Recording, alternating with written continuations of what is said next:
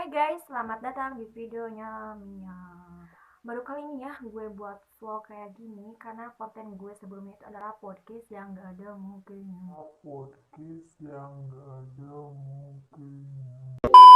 Anyway, di video kali ini gue pengen sedikit cerita tentang pengalaman gue sekolah sambil mondok. BTW, sebelum gue ke cerita, Maaf banget ya, ini backgroundnya gak enak dilihat. Ada baju, ada tas, ada buku, meja. karena gue buat video ini gak niat banget. Tadinya sih mau gue buatin podcast, tapi ya karena banyak yang request juga nih buat podcast itu ada mukanya dong. Padahal kalau udah tahu mukanya itu kan Enak gitu, gak enak dilihat.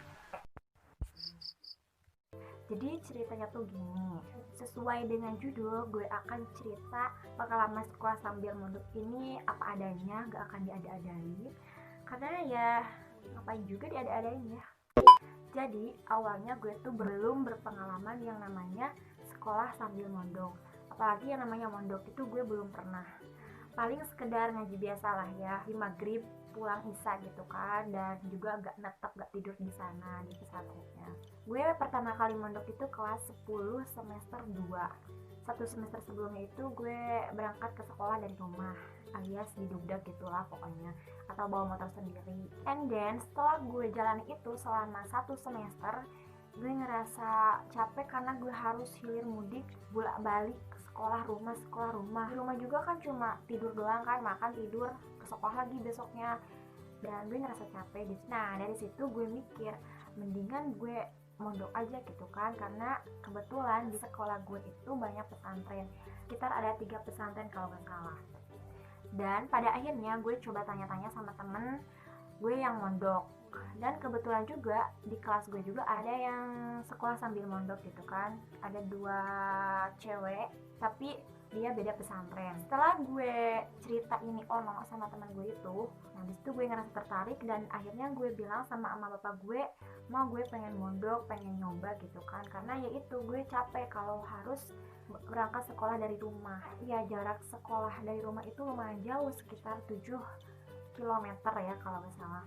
Kalau gue bawa motor sendiri itu memakan waktu 30 menit, karena gue itu lelet banget bawa motor.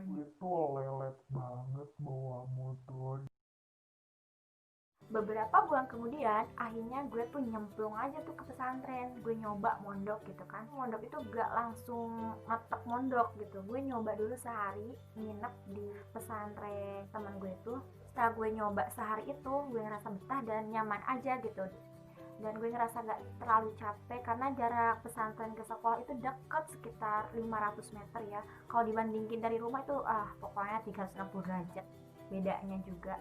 Next, setelah beberapa bulan kemudian, akhirnya bapak gue datang ke pesantren dan nitipin gue, karena sebelumnya gue itu kan gak dititipin sama orang tua gue gitu kan.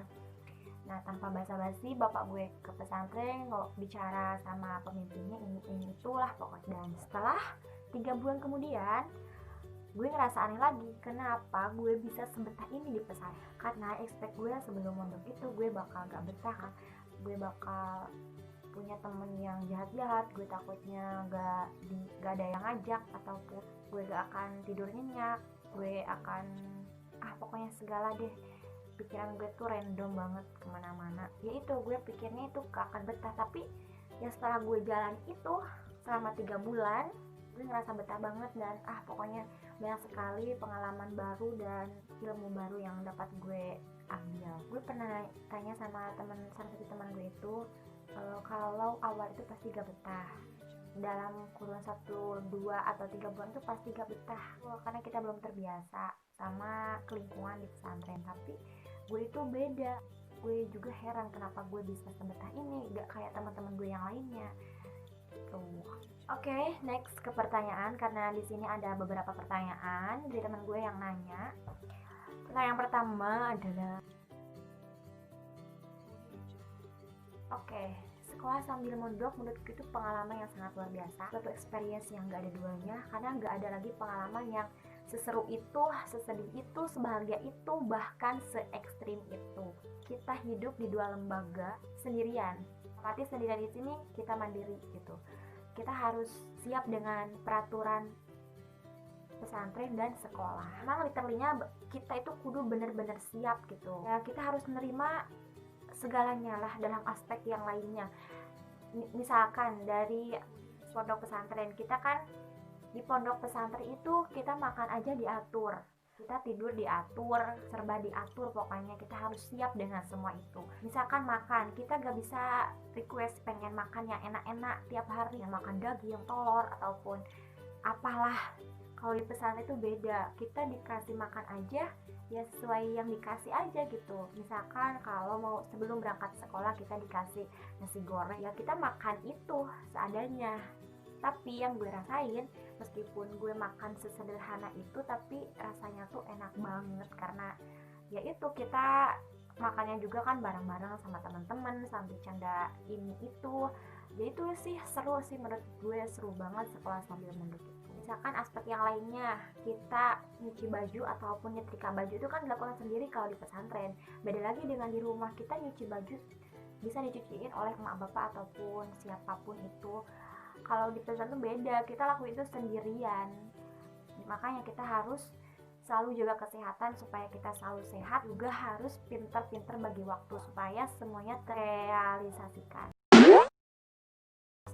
Sekolah sambil mondok itu gak hanya dapat ilmu doang, tapi kita dapat pengalaman. Di situ kita dididik untuk hidup mandiri, hidup sederhana, hidup menerima apa adanya, hidup ikhlas, atau didik kita untuk hidup disiplin akan waktu, akan segalanya lah pokoknya. Kalau ada teman-teman yang sekolah sambil mondok itu pokoknya the best ya, meskipun sambil mondok doang juga Pokoknya the best. Yes. Pertanyaan kedua,